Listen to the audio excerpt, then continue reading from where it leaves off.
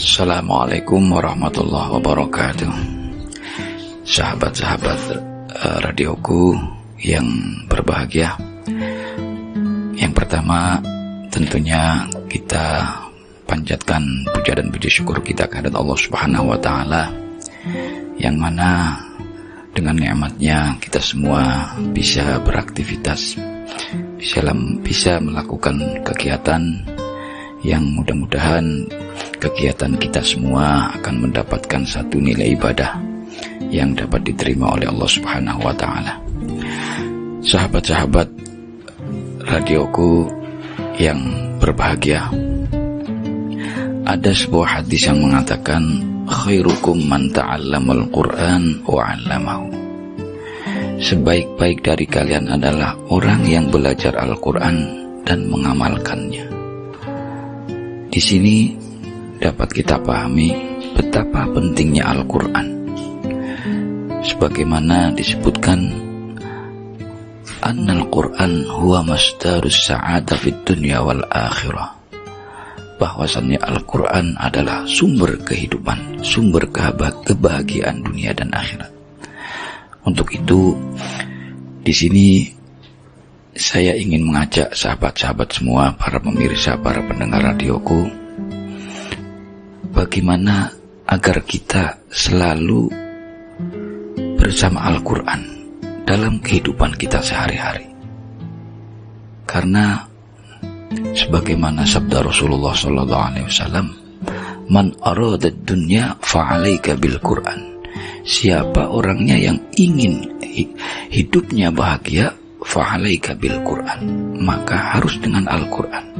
Nah, untuk itu pada kesempatan yang berbahagia ini, mari kita sama-sama untuk lebih mencintai dengan Al-Qur'an. Nah, apa itu Al-Qur'an?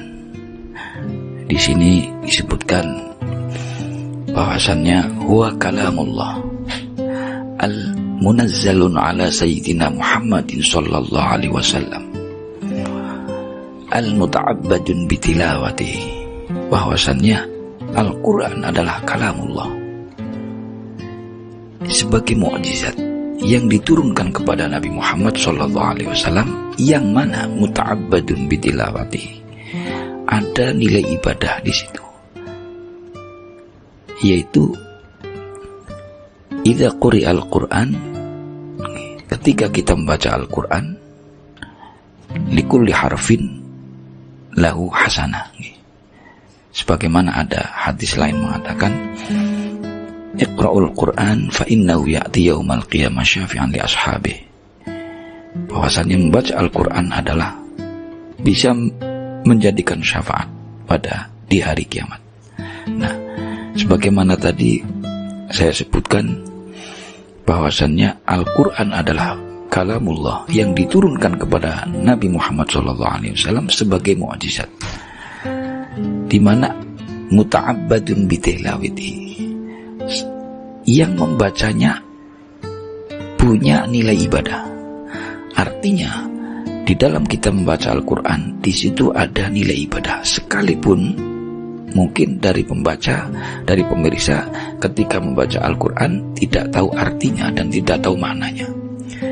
Tapi Allah Subhanahu wa Ta'ala dengan Rahman Rahimnya, beliau Allah Subhanahu wa Ta'ala memberikan nilai catatan pahala kepada orang yang mau membaca Al-Qur'an. Sebagaimana di hadis-hadis lain disebutkan bahwasannya satu huruf dari Al-Qur'an yang kita baca, falahu hasanah wal hasanatu bi asri amthaliha. Dari satu huruf Al-Qur'an yang dibaca, Allah memberikan satu nilai pahala. Dari satu pahala itu dilipatkan lagi oleh Allah menjadi 10. Sehingga dalam satu bacaan huruf Al-Qur'an, seseorang akan mendapatkan 10 pahala. Nah, ini yang Masya Allah sangat luar biasa. Sebagaimana Imam Fakhrul Razi juga menyebutkan di situ, kenapa ayat yang pertama diturunkan dalam Al-Qur'an adalah Iqra.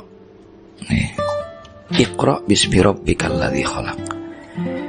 Kenapa bukan dengan kalimat ifham, fahmilah? atau ihfal atau hafallah. Tapi perintahnya justru iqra, bacalah.